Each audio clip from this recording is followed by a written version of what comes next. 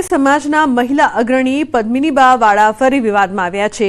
પદ્મિનીબા વાળા તેમના પુત્ર સહિત કુલ 5 વ્યક્તિ સામે ફરિયાદ નોંધાઈ છે।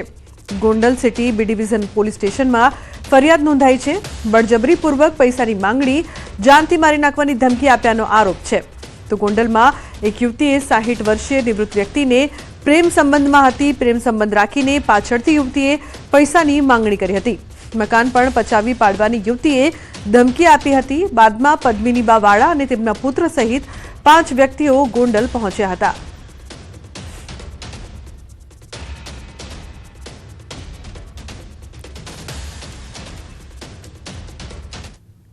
વીએચપી બજરંગ દળે પશ્ચિમ બંગાળમાં રાષ્ટ્રપતિ શાસન લાવવાની માંગ કરી છે। મોટી સંખ્યામાં સંગઠનના કાર્યકરોએ વડોદરા કલેક્ટર કચેરી ખાતે પહોંચી રામધૂન બોલાવી કલેક્ટર આવેદન સ્વીકારે તેવી માંગ સાથે કલેક્ટર કચેરી પ્રાંગણમાં વીએચપી કાર્યકરો ધરણા કરવા બેઠા। તો બીજી તરફ કલેક્ટરની સંકલન બેઠક ચાલી રહી હતી। તે બેઠકના સ્થળે જ કાર્યકરોએ ધરણા કર્યા।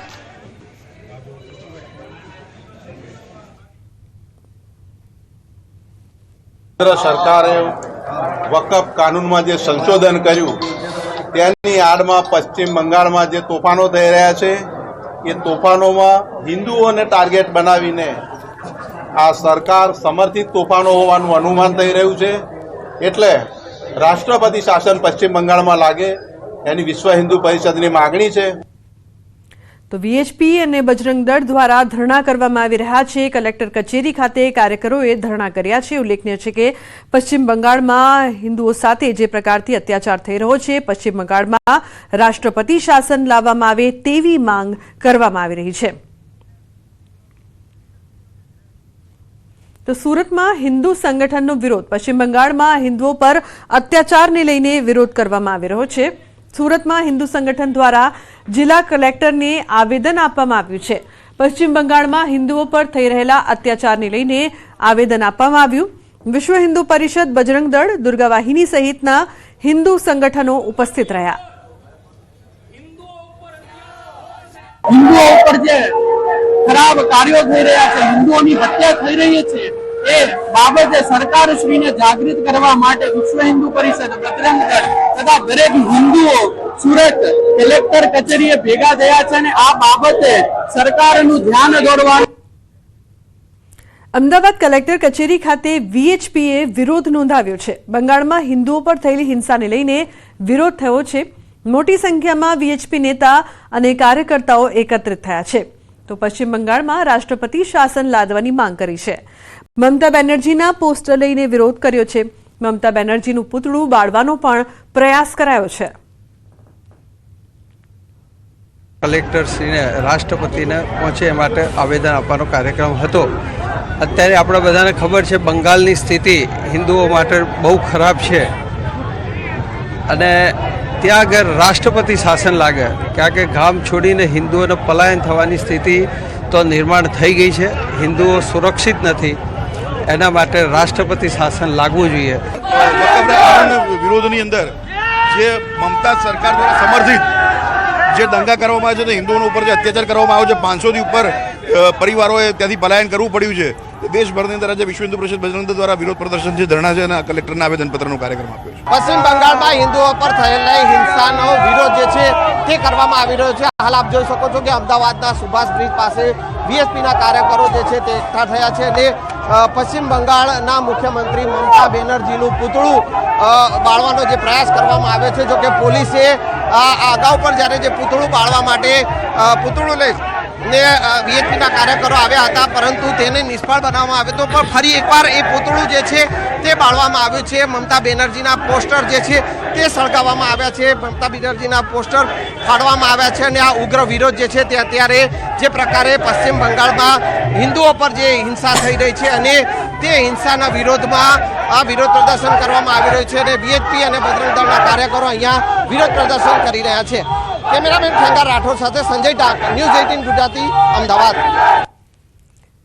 નર્મદા પંચકોશી પરિક્રમા તેના મધ્ય ચરણ સુધી પહોંચી ચૂકી છે। અત્યાર સુધી મોટી સંખ્યામાં લોકો પરિક્રમા કરવા પહોંચી ચૂક્યા છે। ત્યારે આ શનિ રવિના દિવસોમાં લોકોની ભીડ ઉમટવાની શક્યતાઓને લઈને તંત્ર પણ સતર્ક થઈ ગયું છે। અત્યારે કાળઝાળ ગરમીમાં લોકો દિવસના બદલે રાત્રિ દરમિયાન પરિક્રમા કરવા આવી રહ્યા છે, ત્યારે રાત્રિ દરમિયાન પરિક્રમા કરનાર ભક્તોની કોઈ તકલીફ ન પડે તે માટે નર્મદા જિલ્લા વહીવટીતંત્ર અને ગુજરાત યાત્રાધામ વિકાસ બોર્ડ દ્વારા રસ્તા પર લાઇટ, સીસીટીવી, નાવડીઓ, હંગામી પુલ જેવી તમામ વ્યવસ્થા કરવામાં આવી છે.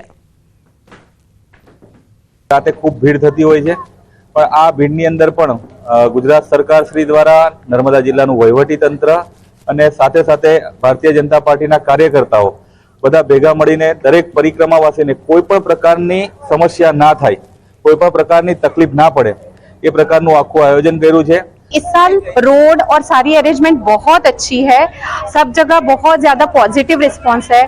सब जो पुलिस है, यहाँ की जो पानी की व्यवस्था है, ये जो सेवा है वो सबसे बढ़िया है. સરકારનો ખૂબ ખૂબ આભાર. દિવસ દરમિયાન કોઈ ચાલી શકતું નથી, એટલી માટે રાત્રિની વ્યવસ્થા બહુ સારી કરી છે સરકારે, એટલું અમે કહીએ. અને બહુ સરસ મજા આવી અમને. માં નર્મદાની પંચકોશી પરિક્રમાનો આજે 19મો દિવસ છે. ખાસ વાત કરીએ તો આ જે પરિક્રમા છે એ મધ્યમ દિવસમાં આવી ગઈ છે. ખાસ વાત કરીએ તો રાત્રિ દરમિયાન જે પરિક્રમા હોય છે એ રાત્રિ દરમિયાનની પરિક્રમા વધુ ભક્તો આવી રહ્યા છે. ખાસ કહી શકાય કે જે ઉનાળાની બળબતી જે 42 થી 43 ડિગ્રી તાપમાન હોય છે, આ તાપમાનને લઈ જે ભક્તો હોય છે જે હેરાન પરેશાન થતા હોય છે. આ કીડી મકોડી ઘાટ પર ન્યૂઝ 18 ગુજરાતીની રિયાલિટી ચેકમાં અમે પહોંચ્યા છે અને કીડી મકોડી ઘાટ પર રાત્રિ દરમિયાન જે તમે ભક્તો જોઈ રહ્યા છો એ મોટી સંખ્યામાં ઉમટી રહ્યા છે. કહી શકાય કે જે શનિ રવિની જે રજાઓ હોય છે, આ રજાઓમાં ખાસ કરીને લાખોની સંખ્યામાં પ્રવાસીઓ ભક્તો આવતા હોય છે.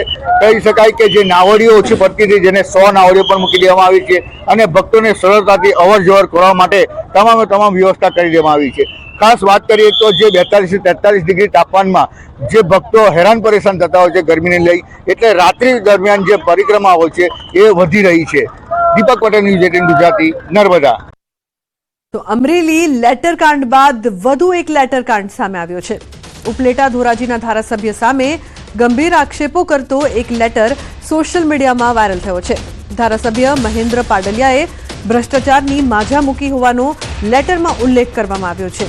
લેટરમાં ભ્રષ્ટાચારી ધારાસભ્યથી બચાવવા માંગ કરવામાં આવી છે. નાના કોન્ટ્રાક્ટર અને દેશી દારૂ વેચાણ કરતા લોકો પાસેથી પણ ઉઘરાણા કરતા હોવાનો લેટરમાં ઉલ્લેખ કરવામાં આવ્યો છે. તાલુકા વિકાસ અધિકારી, ડેપ્યુટી કલેક્ટર સહિતના અધિકારી પાસેથી પણ હપ્તા લેવામાં આવતા હોવાનો ઉલ્લેખ કરવામાં આવ્યો છે. જોકે ધારાસભ્યએ વિવાદ પર ઠંડુ પાણી રેડી બદનામ કરવાનું ષડયંત્ર હોવાની વાત કરી છે. જોકે ધોરાજીના પૂર્વ ધારાસભ્ય લલિત વસોયાએ ચાપખા મારતા કહ્યું કે અંદરો અંદર વિખવાદ ચાલે છે.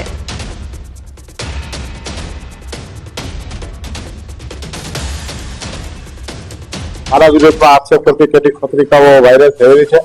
એ બાબતે મારે સ્પષ્ટ કહેવાનું છે કે આ પ્રકારના જે આક્ષેપો છે એ તદ્દન પાયા વિહોણા અને તર્કહીન છે.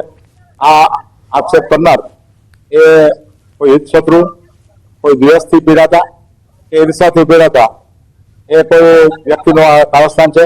આ પ્રકારની પત્રિકાઓ નગરપાલિકાની ચૂંટણી પહેલા પણ વાયરલ થયેલી.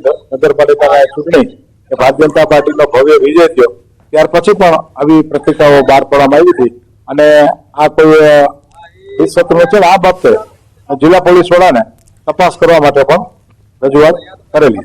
સરકાર ઉપર પ્રેશર લઈ આવીને આ પત્રિકાઓ બહાર પાડનારા લોકો ઉપર પગલા લેવા જોઈએ, નકર લોકો એવું માનશે કે ના આ પત્રિકા સાચી છે, ધારાસભ્ય શ્રી હપ્તા લેતા હશે.